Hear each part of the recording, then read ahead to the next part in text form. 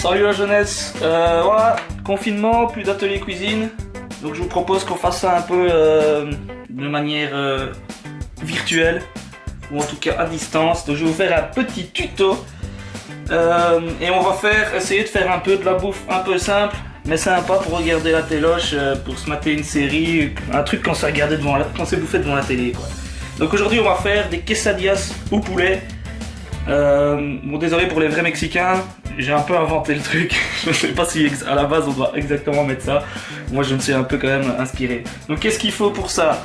Il faut des tortillas, donc vous voyez c'est les sortes de crêpes qu'on vend dans des sachets, du poulet évidemment, des oignons ou un oignon, enfin ici on fait que pour deux donc j'ai pas beaucoup, des haricots rouges si vous aimez, si vous aimez pas, je sais pas, vous pouvez remplacer par des dés de tomates ou quoi. Du cheddar, ici je l'ai pris en bloc et je l'ai coupé en morceaux, mais ça se vend aussi râpé normalement, du fromage râpé. Ça c'est de la sauce salsa, vous trouvez ça dans les rayons internationaux, là où il y a un peu tous les pays. Donc c'est de la sauce au poivron et aux tomates, et du curry. Alors première étape, on va émincer l'oignon, donc on n'en fait pas des rondelles, on en fait vraiment des tout petits cubes. Et pour faire ça, la bonne technique, c'est qu'on ne l'épluche pas d'abord, on le coupe en deux dans le sens de la longueur. Hop. Et on le garde à plat, mais d'abord on va l'éplucher ce coup-ci. Donc on enlève la tête, mais on garde le bout de la racine, enfin le commencement de la racine. Les épluchures, ce sera pour le compost. On enlève les deux premières couches.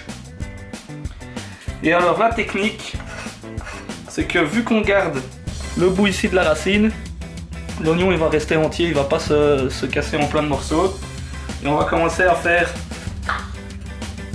des entailles dans le sens de la longueur. Hop. Attention à vos doigts. Ah oui, la bonne technique pour pas avoir les yeux qui pleurent, bien mouiller son couteau. Et si ça marche pas, on tire la langue. On coupe une ou deux fois, ici je vais le faire qu'une fois parce que l'oignon est petit, dans l'autre sens, donc comme ceci. Et alors là tout simple, on n'a plus qu'à faire comme si on faisait des tranches, enfin des rondelles, et on obtient des tout petits cubes d'oignons directement sans devoir s'embêter à couper plusieurs fois dans plusieurs sens. Voilà, voilà, on fait ça avec les deux côtés de l'oignon évidemment.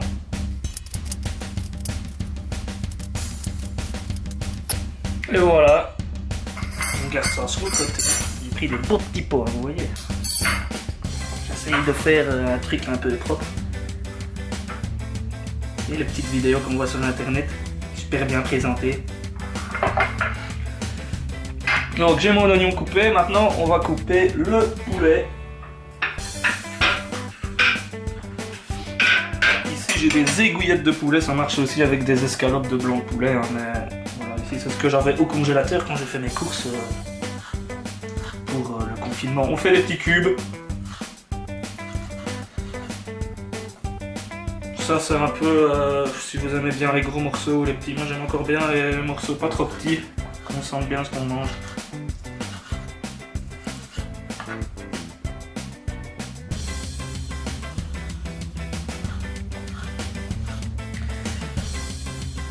Évidemment, lavez-vous bien les mains en ces temps-ci.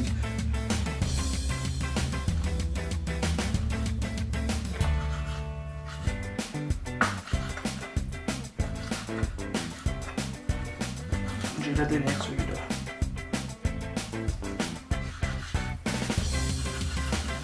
Voilà, je pense qu'avec ça, j'avais assez pour le moment. Alors on passe à la cuisson. Ce qu'on peut déjà faire, c'est préchauffer le four à 180 degrés. Comme ça, il chauffe pendant qu'on cuit le reste. Et donc, à feu, pas moyen, mais pas fort non plus. On fait chauffer notre huile.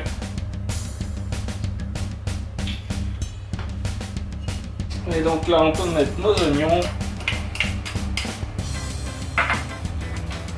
Dorer tout ça, on met pas tout de suite le poulet parce qu'il faut pas qu'il soit trop cuit, sinon il est pas assez tendre, et comme on va rajouter à chaque fois un peu quelque chose en plus, donc si c'est pas bien coupé, c'est pas grave.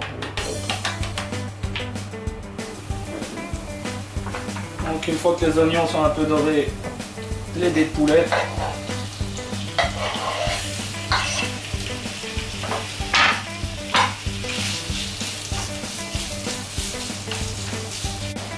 Alors une fois que le poulet a l'air cuit, en tout cas en périphérie, à l'extérieur, sur chaque côté, on peut mettre les beans.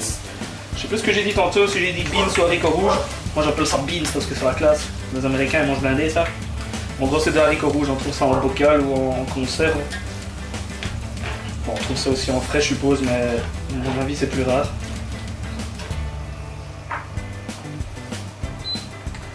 Et à ce moment-ci, on peut épicer. Alors sel, poivre évidemment. J'aurais dû les sortir avant. Un peu de sel. 2-3 tours de moulin à poivre. Moi j'aime bien le poivre noir. Enfin 2-3 tours, moi j'en mets beaucoup. Sophie va râler, mais j'aime bien quand c'est fort poivré. Et du curry. Ça c'est du super bon curry. Merci maman. On n'est pas trop non plus. Hein.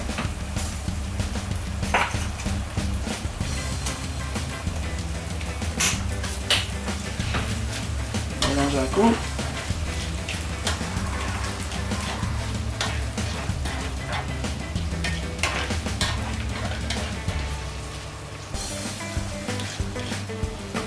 C'est ici que ça devient intéressant. Le cheddar. Je vais peut-être pas tout mettre. Il me semble que on a beaucoup. Quoique si. Allez. Pas de fou. Et alors on fait fondre tout ça. Donc une fois que ça c'est fait, on met notre tortilla sur une plaque qui va au four. Et on la garnit. Et alors il y a deux techniques. Soit on garnit qu'une moitié de la tortilla et on la plie en deux. Soit ici, comme on est deux, je vais en faire une grosse. On garnit toute la tortilla.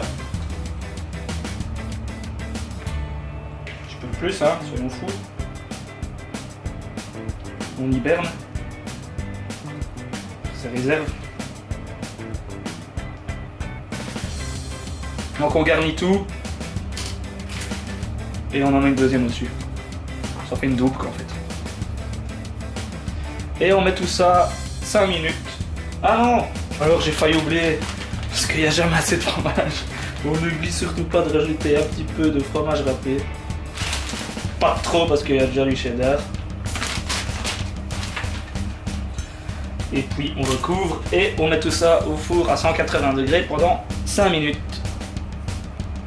Bon, les 5 minutes sont passées. Et regardez-moi ça.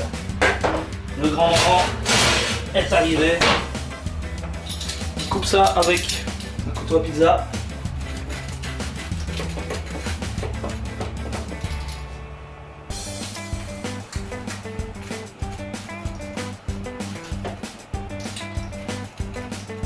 On fait des petites parts et on peut partager ça devant la télé avec la sauce salsa.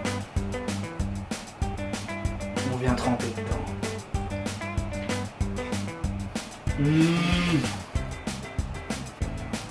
Voilà, c'était le premier atelier cuisine confinement. On se retrouve la semaine prochaine pour un autre atelier. On essaiera de faire quelque chose d'un peu plus simple, mais toujours un peu facile et qui permet de partager ça avec votre famille. En attendant, moi je vais aller manger ça devant une série avec Sophie.